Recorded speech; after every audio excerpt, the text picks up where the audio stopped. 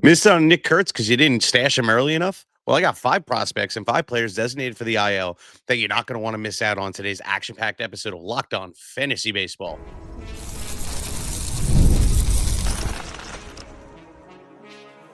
You are Locked On Fantasy Baseball, your daily fantasy baseball podcast. Part of the Locked On Podcast Network, your team every day.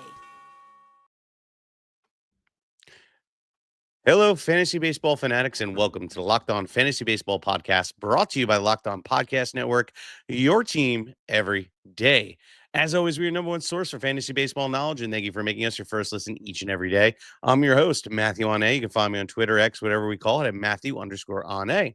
If you're watching on YouTube, please click the bell below and subscribe to the channel and give you a notification every time we drop a new episode. Also, if you're watching on Apple, Spotify, or wherever you're listening, please leave us a 5-star rating and review. It really helps out the show, and we truly appreciate it. And if you want a little bit more than what we offer in this 30-minute podcast, check us out on Subtext and become a member of the Diamond Club, where we can answer all your questions and give you a whole bunch of extra content that you're not going to be able to get here. Today's episode is brought to you by FanDuel. Right now, new customers can get $200 and $250 in bonus bets when your first $5 bet wins. Okay, so let's get back into it. Let's get into it, actually, not even back into it. And hey, look, it's that time of the year. Prospects are getting called up left and right. We had Chandler Simpson get called up. Now we're having Nick Kurtz is called up if he's still available in your league. Pause the podcast, go at him immediately. Dude's been absolutely crushing it in the minors. Pretty much thrusted his way to the bigs. So let's just go out there and add him if he's out there in a lot of leagues. But I have a feeling by the time you listen to this, he's going to be widely owned. But I got other guys that you're not going to want to miss out on, guys that you should be considering stashing, or, at least having them on your watch list, where you're going to be able to get news instantly, and if so, have a quicker, faster route to adding them than anybody else once that alert comes across your phone. And if you're on subtext, you're going to get those notifications much faster.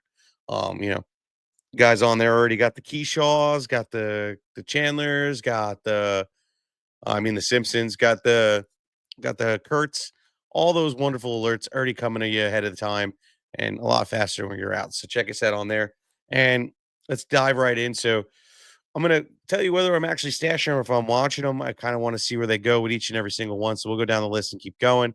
Let's talk about Coby Mayo of the Baltimore Orioles. So he already had a shot in the bigs and wasn't able to retain his spot, unfortunately, but I still believe in the guy. You know, he's a big boy, 6'4", 230 pounds. He's still only 23 years old. And when he did get his first shot at the bigs, he didn't really play so great, honestly.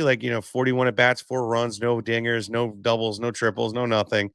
Walked only 4 times to 22 strikeouts, batted a .098. Really just did not look like the prospect that we all were hoping for, because dude actually is a really good prospect. Prior to getting called up last year, across 2 levels, A plus and triple A, 358 at bats, 65 runs, 26 doubles, 3 triples, 25 bombs, 73 ribs, 4 stolen bases, 42 walks, 102 strikeouts, but was still batting a .293. So I think that the dude honestly, obviously has power. Size wise, he definitely has the frame. Even in 23, hit 29 home runs through 504 at bats. The pace was even better in 24. Batting average is, been decent so far, but I don't think he's actually a 290 hitter. I think he's more like a 250, 260 hitter. And that's only because he strikes out a little bit over more than 30%. So, even though we've seen guys be in that 30% club of strikeouts, but then they're still able to produce a pretty good batting average. We'll see. I don't know if Coby Mayo is going to be one of those guys. We'll see. It hasn't really panned out. And even this year in the minors, which is walk to strikeout, is better, where he has 14 walks to 21 strikeouts. He's still batting a .239, which that can obviously improve. He already has 4 home runs on the season with 15 ribs, a stolen base, and he has 5 doubles on the season and 11 runs through 71 at bats. So obviously he's having a way better start to the spring training to minor league season than anything else. It could be at any moment. He almost made the team, but he just didn't play well enough to, earn that spot, unfortunately for him. But hey, it doesn't mean anything. It also could have been contractual too. It really all depends. Look, Coby Mayo is a great prospect. I think that dude actually has the potential to be a force in the league. Maybe not up to the standard of, where we, view like the Gunnar Hendersons and things like that, but he could be a top 50, top 75 player if he really does hit. Like he has a raw power rating of 70 out of 70, a game power 55 out of 65. Speed is actually really good, 250 over 40. You know, he really just needs to work on his fielding and actually just making contact on the bat. And if he can do that, the kid should earn a spot full time, and he should hit a boatload of home runs in that park. That lineup is actually pretty good for him. So I'm just looking at it all positives for Coby Mayer, and I just think that it's just a matter of time before that call and his second shot comes. So I I wouldn't say, like I said, I'm stashing him, but I am watching deeply. And if I see the power continue, like if we're talking in another week, he's hit another 2 or 3 home runs, then like yeah, the kid might have to start being stashed. We'll see. Now this other guy here, this next guy, Travis Bazana, which I just want to call him Bonanza, of the Cleveland Guardians, I believe is the team he's actually playing for. Obviously not in the minors. Um, yes, the Cleveland Guardians is a really good prospect. He's standing at 6 foot, 200 pounds even, and is a really good prospect. I got to say, you know, he was in college last year, which was absolutely crazy, and had a pretty good college season. Played for Lake County. Oh, I'm sorry, I lied. That wasn't. He also wasn't. I just Lake County was the minor league team, but played for Oregon State and had a 214 at bats, 84 runs, 16 doubles, 4 triples, 28 bombs, 66 rips, 16 stolen bases. Was batting 407. The dude was a serious force in college. Came up to the came got obviously got drafted pretty darn high, and then kept going when he played in A plus last year with 101 at bats, 20 runs, 7 doubles, three bombs, 12 ribs, 5 stolen bases, batted 238 was the only you know like underwhelming part, but he had 17 walks to 31 strikeouts. So isn't all atrocious in all honesty, and the OPS was a lot better at 1.479. So you know with all that being said, and the poor batting average, it doesn't always reflect. I'm sorry, a 7.65 OPS. It still doesn't reflect the poor batting average. I mean, 7.65 is pretty good. It's not wonderful, but it's pretty good. So the 2.38 batting average, it doesn't really tell the whole story. And this year has had a strong season so far. 54 at bats, 12 runs, a double, three triples, a bomb, 9 ribs, 2 stolen bases, and is already batting 278. He has some serious potential. I think he could be like a 270, 280 hitter. The power is definitely legitimate. You know, he's a guy that I think truly can hit it. Even you go look at Fangraphs, power rankings and things like that. 35 out of 55 game power, raw power 50 over 55, speed is 60 out of 60. So he's going to be stealing bases, and he does field well enough where he's going to be able to stay out on the field and maintain a roster spot. So Bonanza is what I like to call him. Travis Bonzana is really good prospect, and they feel like he's a guy that could force his way on there. Just don't think it's anytime soon. If anything, it'll probably be like after All-Star break. I think we might see him, but I maybe before spring call up. So keep an eye on him. But I don't think I'm going out and stashing him, unlike this next guy here, Andrew Painter of the Philadelphia Phillies. Probably my favorite pitching prospect since Paul Skeens. And honestly, I liked him longer because obviously he was drafted before him. Andrew Painter's stuff is absolutely bonkers. So he's like a legitimate cheat code when it comes to, movement and things like that. The dude stands at 6'7", 215 pounds. And so when you watch this kid pitch and you watch what he can do with the ball, it's actually kind of scary. So he can literally just take his pitch and make it go in any direction, full 360, and say, okay, cool, I'm going to move it wherever I want, however I want. He has a good arsenal. The dude has some really good stuff. And he will just completely fake you out. He throws hard. He, has amazing control. He actually is a full package. Like, look, his slider's 55 out of 60. His fastball 60 out of 70. Curveball's 55 out of 60. Changeup's 40 out of 50, and his command is 50 of 60. Usually don't see a prospect report like that. He is monstrous. When he finally gets the call, it's going to be fun. It's going to be more towards the latter end of the season, unfortunately. He's just coming back from Tommy John after a bit. And I also don't know if, the Phillies are going to want to get him mixed into starting action. It depends on, you know, how his elbow is, what his innings are looking like, and if they feel they're going to make a deep run or not. And even so, I don't think they'll let him sniff more than like 50, 60 innings as a starter, and then he'll probably be, moved into the bullpen come playoffs. And then next year he's going to be full boat. So with Andrew Painter, we're just going to have to wait and see. But I'm totally, totally stashing him by the end of by the middle of next month. I think is the more appropriate time to have him on your bench and kind of just wait for him because after Super Two, we're getting in the June area. That's where like, okay, cool, it could pop at any time and let's see what they do. Or do they wait until September, August, September to bring him up? But I'm okay with stashing him for that long because I think the kid is actually going to be a difference maker. So Andrew Painter is somebody that you need to keep an eye on. And then like I said, I'll give you an alert closer to when I start stashing him. And then that's what you should follow suit. Coming up next, we're going to be talking about an exciting pitching prospect as well, Bubba Chandler. Something everybody is anticipating on when he's going to get the call, and that's all coming up next.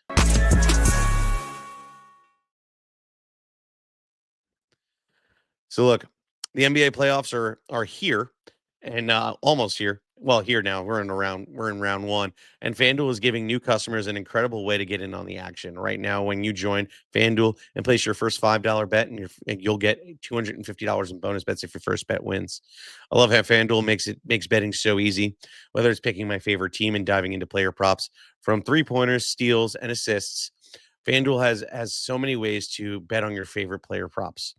Plus, after a game tip off, you can even combine live props, bet on the same game parlay for your chance to win big. And quite honestly, look, one of the most exciting series going on right now, or whatever they call them, because I'm not really a basketball guy, is the Nugget series. That has been a awesome series right now. It's great basketball being played. I'm totally just going in full send and just doing total points and assists for the game and just running that stuff all day. You know, so don't miss out on the action. Head to FanDuel.com and claim your $250 in bonus bets today. And like I mentioned at the top, you don't want to miss out on any kind of prospect alerts or anything of the sort. And the only way to do that is to join the subtext and become a member of the Diamond Club. Look, Dom and I are really good at this. We get you the information out quick, and we make sure that you're getting the guys. And we're going to tell you, hey, this guy got called up.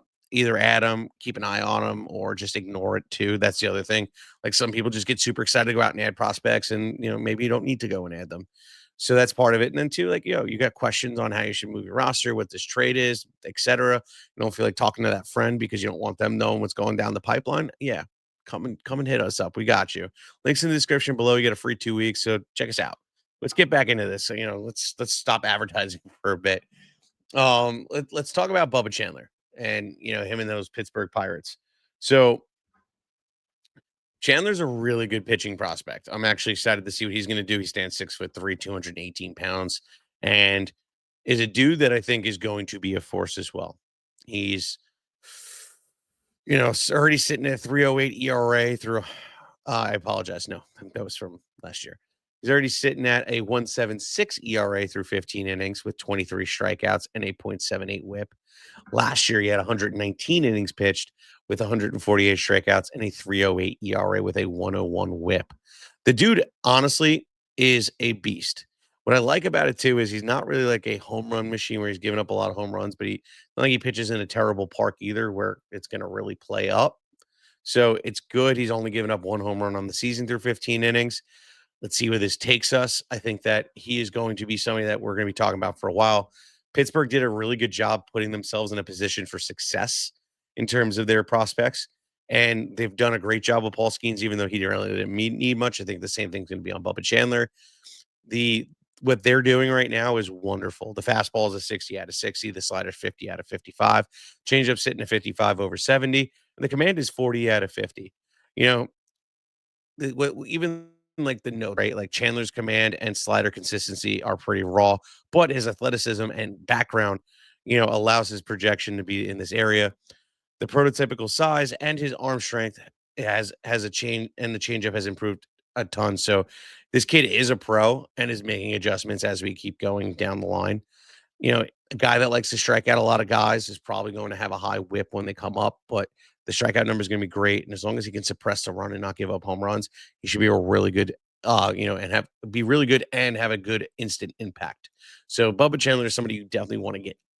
Probably somebody you want to start stashing, I would say, because at this point, when you look at, what he's doing, the step forward, the fact that you're seeing the lower ERA is someone saying, hey, like, I need to play. I need to get up in the bigs. I don't think he's going to be tomorrow. I think he's going to be a Yuri Perez ish, late June, mid to late June, or, right after All-Star break. But he's somebody like if he gets the call, you're already going to be too late. So you need to go out there, add him, and kind of stash him. He's the first one of this whole list that I'm going to say stash. And that's really about it. The other guys, it's a wait and see kind of type deal because I can kind of project when they're going to go versus, you know, Bubba Chandler, I think, is kind of like a guy that could be imminent and can come at any moment. So just keep an eye on him. And honestly, if he's out there, stash him. Let's move on. Let's talk about Bryce Eldridge. Another prospect out there, in our last prospect, I will also add, you know, prospect for them, San Francisco Giants, standing 6'7", 240 pounds. Um, you know, really just getting stuff done. He already had about 41 at bats this year, 7 runs, 3 doubles, 2 bombs, 6 ribs, no stolen bases, but batting a nice 293. In the past, last year through 446 at bats, he had 76 runs, 27 doubles, 2 triples, 23 bombs, 92 ribs, 6 stolen bases, and batted 292. The batting average seems to be legitimate. That is the one thing that's just been a force through his minor league career so far, through from 23 to present day. He's sitting at a 292 batting average on his career. Hasn't gotten a lick yet in this year. I'm guessing he's hurt. I don't have that information in front of me, but that's all signs point to that. But let's see what happens. He's exciting. He's a guy that I don't think I'm stashing, but a guy you need to keep an eye out on. 3rd year in the minors, 20, and going to be 20 years old this year. There is a small chance that he plays, but there plays this year, but it's going to be at the end. He's in the 7-day minor league IL. That is what's going on with him. Um, you know, when he comes back this year and he starts rocking and rolling and he starts being a force, there's a chance too. I mean, the Giants need to put butts in the seats. Giants need to start making moves in general. They have a lot of young talent. They got to start seeing what they're going to do with it. So let's see what they do. Bryce Elder is somebody that I feel, or Eldridge, I apologize, is somebody that could be an impact player for them, but I don't know how much for fantasy. But he's a name we have to bring up. I want to see what he does this year before I can really make some projections.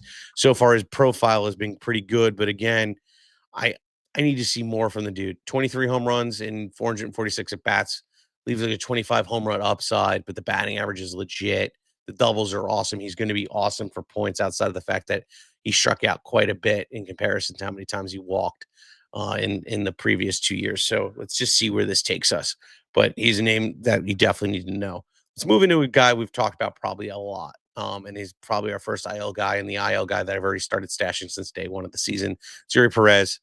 Eury Perez is obviously one of the better I'm not one of the better pitchers on the IL that I feel is just we need to be hitting. He's coming back from Tommy John, unfortunately, and he's just a stud. Okay, 22 years old still, which is absolutely bonkers. And what he did in the minors, so I mean, not in the minors, in his career through the little stint in 2023, just was absolutely impressive. 91 innings pitched, 108 strikeouts, a 3.15 ERA with a 1.12 WHIP. And to be honest, he opened up his first 5 starts where he had a 0 ERA. He didn't give up a single run. The dude was just obliterating people. They sent him down because they had to put him on an innings limit, brought him back up. That kind of killed him for a couple starts, and he got right back in the rhythm of things. The kid is a true talent. I'm really excited for him to come back. He's already starting to throw too, last I read. Let's see what they're saying today. So the right elbow inflammation during spring training quickly progressed to Tommy John's in 2024. Before it began, it all started. He'll get a late start to 2025 to the Mariners. Blah, blah, blah, blah, blah. Let's see. That's not the most updated. Here we go. April 16th. I apologize. Read the overall stuff. So today, why does this hate me? That's all I got to say. This website hates me. So what I'm reading today indicates Wednesday that Perez's elbow is about a month away. And he's, from beginning a rehab assignment. But Perez is already facing hitters on Wednesday, which was this past Wednesday, throwing 45 pitches with 3 up downs. Everything appears to be progressing it on as scheduled from April 2024 Tommy John surgery for Perez, and it sounds like the plan is for a rehab game to be mapped out in a not too distant future. If the right-hander doesn't, we call it indeed begin a rehab assignment around mid-May, that would likely put him in pace for a season debut mid-June. Now, look, if he starts getting up in pitching counts, you get his pitch count higher than that, there's a chance. I mean, look, it's April 21st. Yeah, I could totally see him getting into rehab start first week, and then we're talking beginning of June. Anything's possible. If he's looking good, the velo's there. There's no reason they don't move this along just a little bit. They might be conservative a little bit, but at the same time, they're going to put him in a situation to be successful. And if he's able to handle it, they're going to give him the workload. And that's pretty much just the case with any young guy.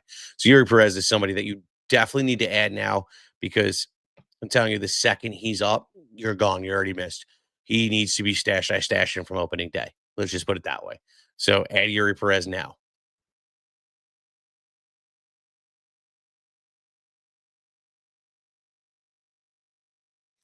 Sorry, no warning on the break, but thank you for sticking around. I got another guy here. Shane Bieber, another guy coming off of Tommy John. Shane Bieber looks like he's progressing pretty well too. Um, you know, Guardians obviously moved into the 15-day IL. There's no real news, but he should be fine. It looks like he's going to be projected to come back. I'm gonna have I'll have this up in a second for us. Um, if this thing wants to work. So it looks like he's due back, July 1st is his estimated return. When Shane Bieber comes back, it's going to be fun.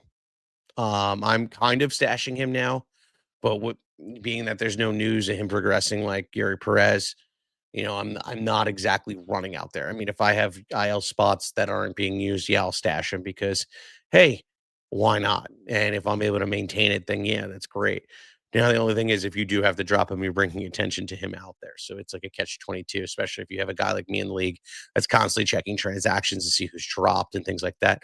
Ooh, I forgot about him. Now I'm going to add him, or now I'm going to keep an eye on him myself. So those are the things that you kind of run into when you do those things. But if you have the IL spots, I'm probably stashing him. I'm not stashing both. I'm choosing. I'm going to lean the Yuri Perez with the excited young fun. Bieber has a nice track record. Bieber also was having a phenomenal season before he went down to TJ in 24. So I'm excited for him. I think that he's going to be just fine. The control obviously is just something that you're going to have to watch out for with anybody coming back from Tommy John. But ultimately, Shane Bieber is somebody that I have full confidence in being just fine once he does come back. So I would be stashing him now if you did miss out on Eury Perez, but at least we know when he's coming back. Let's again early March. I mean early July, probably right after the All-Star break. Let's move on. Let's talk about Dom's guy because this is not mine.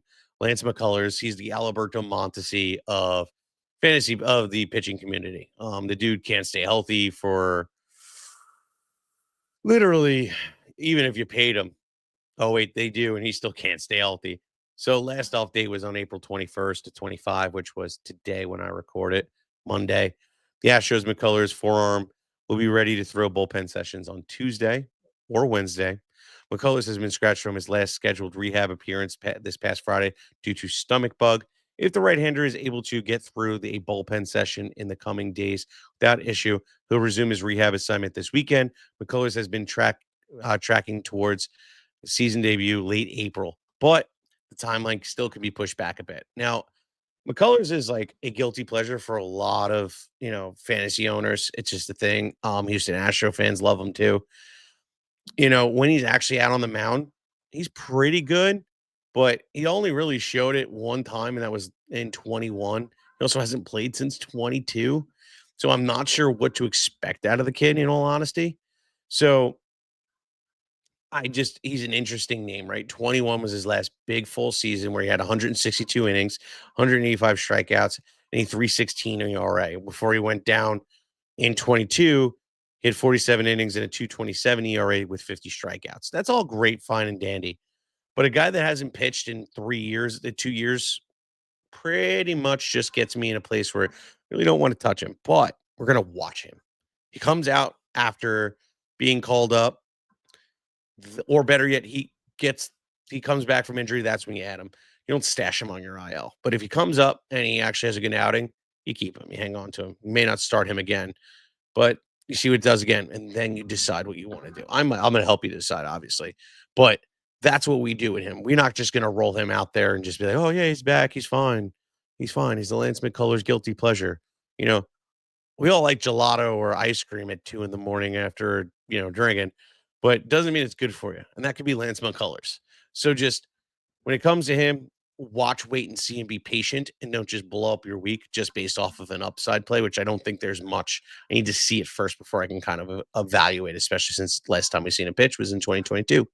So just hold back your cravings for Lance McCuller and just be a little bit more patient and just see what he's got left in the tank before we just say, okay, cool, he's back, and we're going to add him, and then we're going to blow up our week that week.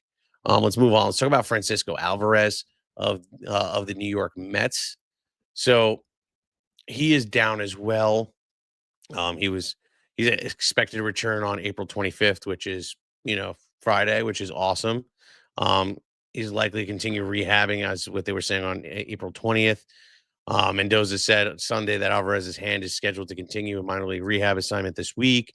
The skipper previously indicated that Alvarez could be back during the current homestand, which ends Wednesday, but appears that the 23-year-old backstop will be on the shelf for at least another few days. Alvarez has gone 6 for 27 and a walk with 3 home runs across 7 rehab games. And he's still on track to make his season debut for the Mets by the end of April. It's the end of April, so he's back any day. Thing about him is he's another guy. I'm not really like the biggest fan. Let's put it that way. I like the potential of him. I like the fact that the kid has serious power upside, but his seasons in the bigs really just haven't blown me away.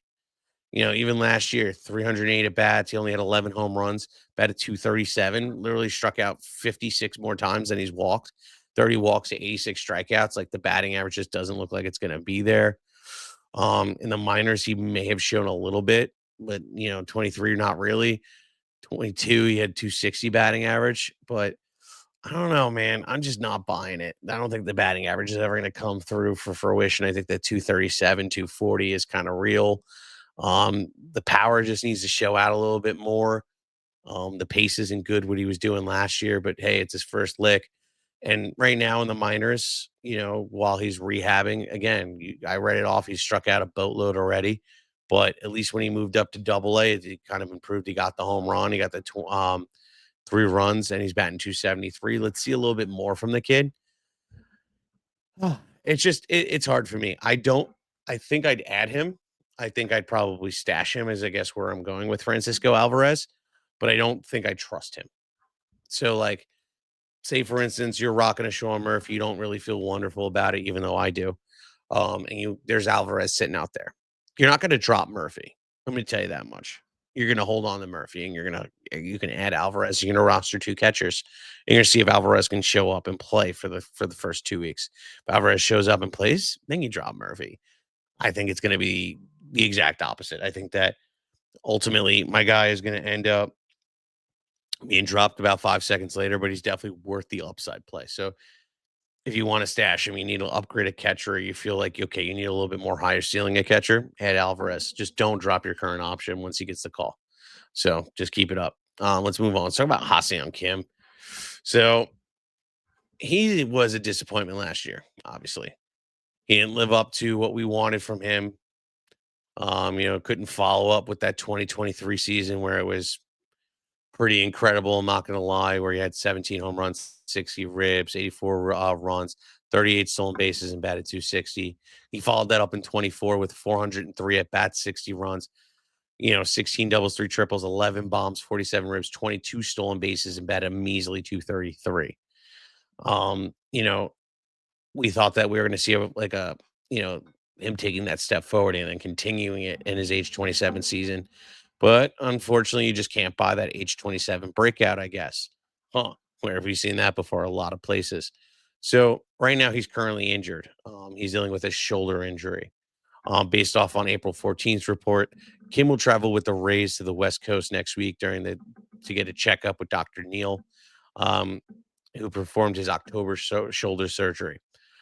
Kim has been throwing while taking infield and doing other baseball activities while being looked at by the doctor to check his progress. Excuse me. The 29-year-old aims to make a season debut by the end of May. It's possible a timetable rehab assignment could come into focus in the next week after next week's exam. So look, I'm definitely willing to take a shot on him. I got to make this quick because of the speed, because of the potential of 23. And maybe we see like 75%. I'm pretty happy with it. But if I can get stolen bases, I can get that batting average back up to 250 and decent run potential. Hassan Kim is going to be on my lineup essentially. I'm not going to count on him for those 17 home runs or anything of the sort. But the stolen bases, the batting average of 260 or 250, and run output, that's where I kind of want Hassan Kim. Other than that, I really don't care. But guys, thank you for listening and hanging out with me. Hopefully this episode helped you. If you have any more questions or you want anything else, check us out on Subtext, and you can ask us all the questions you want. When you're done, making us your first listen each and every day, check out, we got this awesome new thing called MLB Game Night. And essentially what it is, check out all the new Locked On MLB Game Night. Every game, every night, all season long. Get local analytics on all national scales. Find MLB Game Night at Locked On MLB on YouTube or wherever you listen to your podcast. It's a great time. Check it out. Crew is awesome. They're really doing some big things over there. Check us out. Have a great rest of your day, guys. Peace out.